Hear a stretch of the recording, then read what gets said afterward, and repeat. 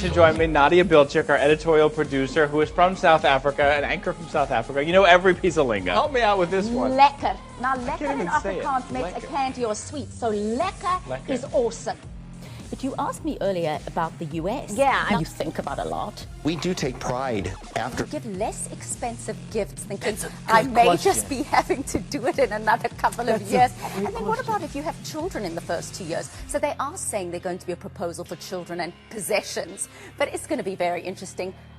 I'm going to be watching this one carefully. The entire world has been monitoring the treatment of your grandfather, Nelson Mandela.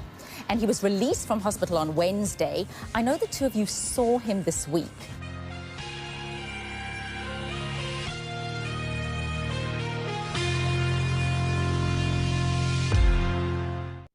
Today we have our guest on the show, Nadia Bilchik. She is a television news anchor, keynote speaker, author, trainer, and communication consultant. She has a wealth of experience in interviewing well-renowned figures, celebrities, and corporations. Nadia is the author of 3 books as well, and she is the alumni of London Trinity College, and she has spent a very span career in news anchoring at CNN News Channel. So Nadia, welcome to our show, Ground Talkers. Oh, thank you, Rolls. Delighted to be here. I love that we can be across continents in this age of virtual communication. Of course, thanks to the technology so that we could connect and start this podcast channel. Right. So Nadia, tell me, since childhood, you wanted to do something in journalism, in news anchoring? So, Roll, I was one of those children who loved acting. So I think I was about 7 years old when I put on my first play in my parents' living room, and I made all the adults watch me perform. You know, some of us are very much extroverts from an early age. Some of us develop that. I don't say you have to be an extrovert. I have a family of I'm one of 4 children, and we're also different. But yes, I started performing at a very early age.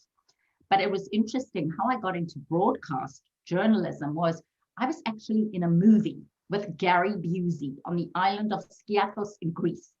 And I was playing a Nicaraguan terrorist. And I was being interviewed for the movie. And I made a decision that I would much rather be doing the interviews than be interviewed. I just sat there thinking, I want to be the one asking the questions. I'm not that interested in what I have to say. So that was my first insight into how I really wanted to be a journalist. And then in South Africa at the time, there was a channel called Mnet Television, which still exists. And I auditioned. And I think I auditioned in about September. And by October, November, I was on air as what we called a television presenter. So that's how I got into television. And there are many ways, right? But I was very lucky to have that opportunity. That's really amazing. So if not a news anchor, you should be working as a Hollywood star. You know, it's so funny you say that. I had visions of being it wasn't so much a star. I really loved acting. And in fact, the Trinity College of London, I did a teacher's diploma in speech and drama. But in the University of Cape Town, where I studied, I did 2 degrees. So one was English, journalism, and it was at the same time, when I think about it, it was very grueling. We had something called a performer's diploma. So I actually got a degree in acting and English. So I went to school to be a performer, and I was in lots of plays, and I was in 4 feature films. And all what people don't know about me is I've died in all the films. Gary Busey shot me in the act of piracy. I've had my throat slit. I've been shot. I have died in any way you can die in movies. So that's how you bring all the glamour of an actress in this news channel studio. Well, it's interesting about journalism because, in fact, yesterday a young man interviewed me on my road to journalism, and I had a different kind of path. Some people start out at broadcast journalism school. I came at it from a different angle. But the end of the day, for those people who are watching who want to be journalists, it's just having curiosity and interest in others and interest in the world. And this young man said, what advice do I have for people who want to get into broadcast journalism? I said, go out and do local stories and local radio or write your own pieces or create your own site or your own news channel. So, like if we say in other words, like people watch your show because of your glamour or because of your anchoring. So you say, I think that to be an authentic journalist, it's a combination of many things, but I think authenticity is so important. It's just being real and showing genuine interest. I think that's very important. And then we can't underestimate things like speaking well and, really being understood. And I don't know, Raoul, if I told you this, but in South Africa, we had a show. It was called Essence Talkback. And it was predominantly, the focus was towards the South African Indian community. And I hosted that for many years. So I got to pronounce Aishwarya Rai many times, and all the Bollywood stars, because we used to show Bollywood movies and talk about, so it was just another part of my career. And in fact, on Essence Talkback, I got to learn how to facilitate an interview in a talk show style. So that was one of my first experiences. So people watch your show, your news episodes most of the time. Like the old people used to watch that show just to know about the news, what's going on around the world. But the young generation watch the news just because of glamour. So maybe I that's think why. there's a part of that. And why do people watch? I think people watch for a variety of reasons, but Raoul, But something I'm saying, interesting. just because of your glamour, most of the youth are watching your show. Is that what? I Is think that the younger generation, millennials, Generation Zs, they want very quick, they want very immediate. When you think of TikTok, how short it is. And I think people are looking for instant, and there's so many different ways now that we receive information, right? So for me, right now, I work as a global speaker and trainer in the area of presence and presentation skills. But I always try and interview interesting people. And why do I have an audience?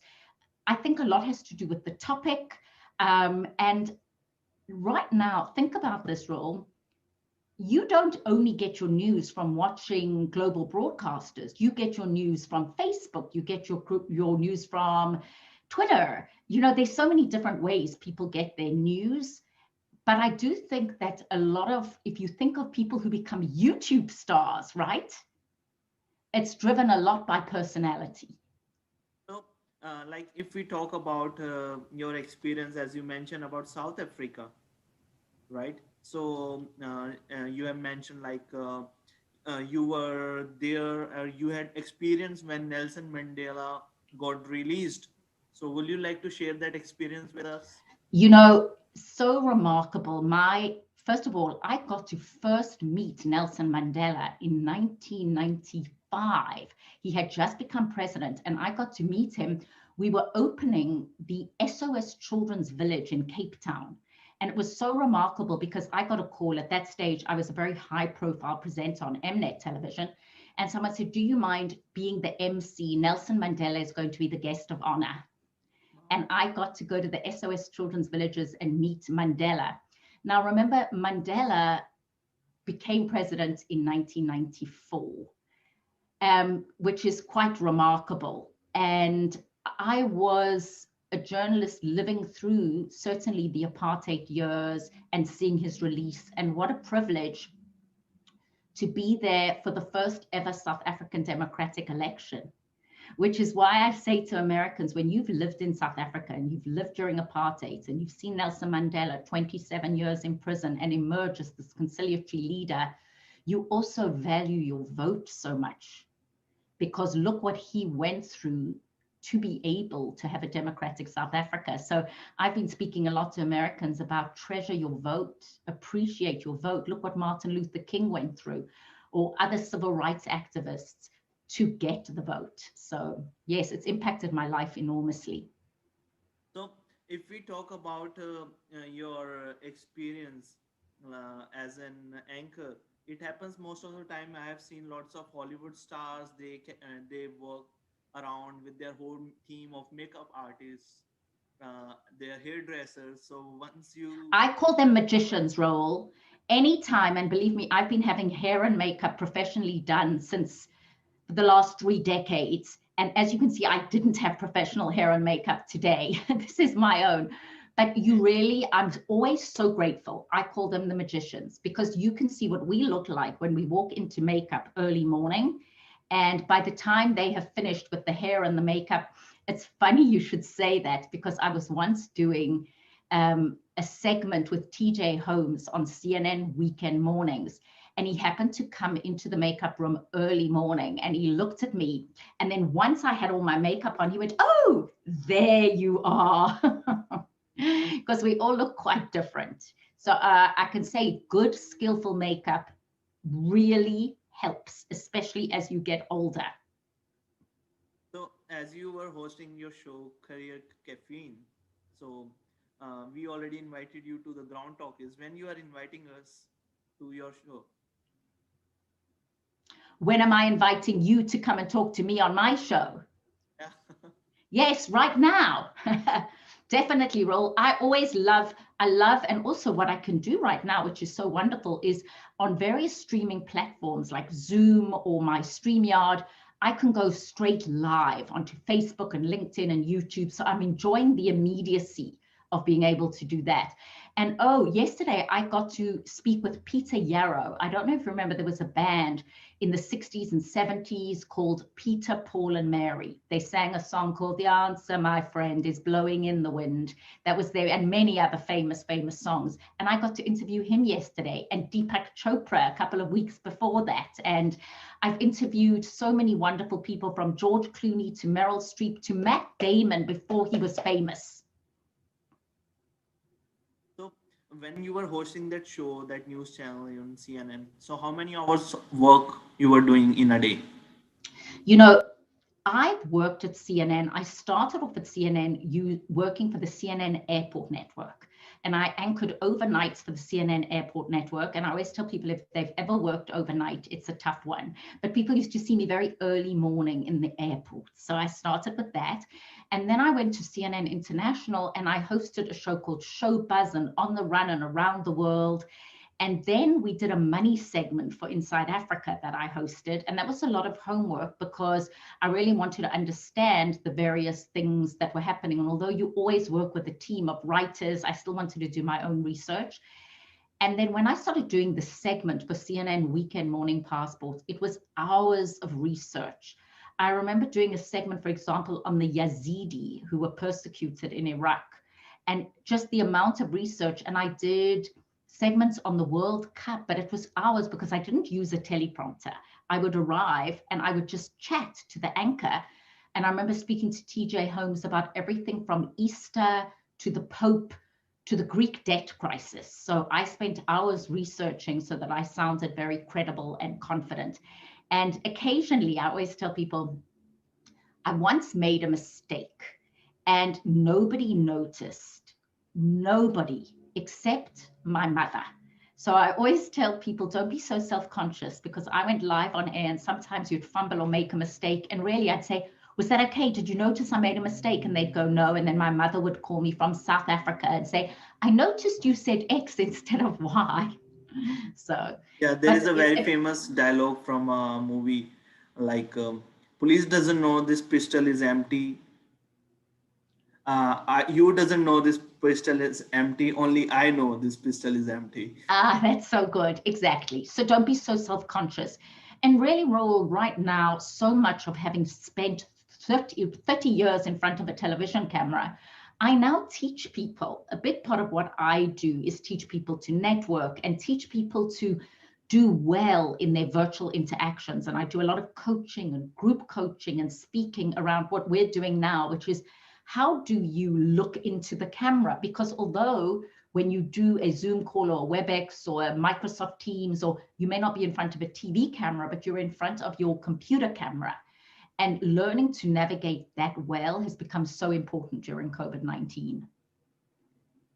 And that's really amazing. Yes, you are absolutely right. So we want to the way you used to read the news for your channel. Can you, let's say, for example, you have to read the news for our show, then how you will read it and how you will tell to the audience about the show? So please join us for Out of the Box, where we introduce you to fabulous people and topics who will help you think, connect, and communicate in a way that is out of the box. Wow, amazing. That's great.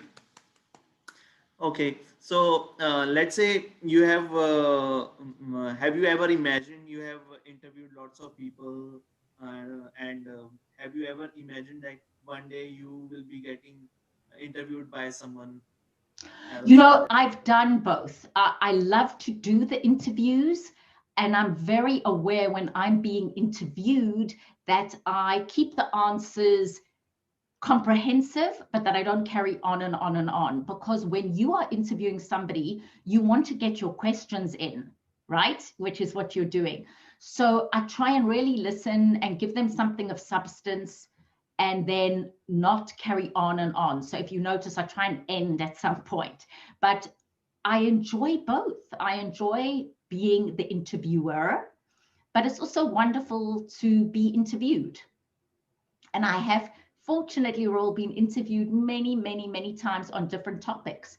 I've been interviewed on being South African. Yesterday, I was interviewed on why it's so important to vote. And I spoke to people about when you grow up in apartheid South Africa, which is 1964 was the year I was born.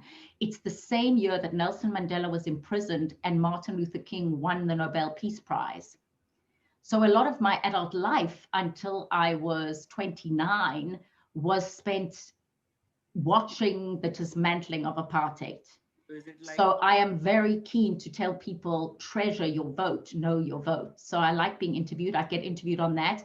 I've been interviewed on when Nelson Mandela was ill. I did lots of CNN interviews talking about him. During the World Cup, I spoke about South Africa.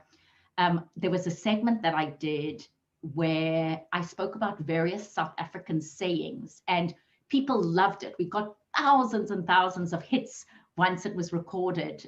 We recorded it live and then it went on to CNN.com, and we got so many hits talking about certain South African words. And I'll tell you one right now. There's the South African word called lekker, and lekker means it's lovely. And how's it means hello. So if you go onto YouTube or you Google Nadia Bilchik, CNN, you'll see all kinds of fun things. One of my most favorite interviews has been talking about Joan Rivers. I was interviewed by my colleagues at CNN on why Joan Rivers was so adored.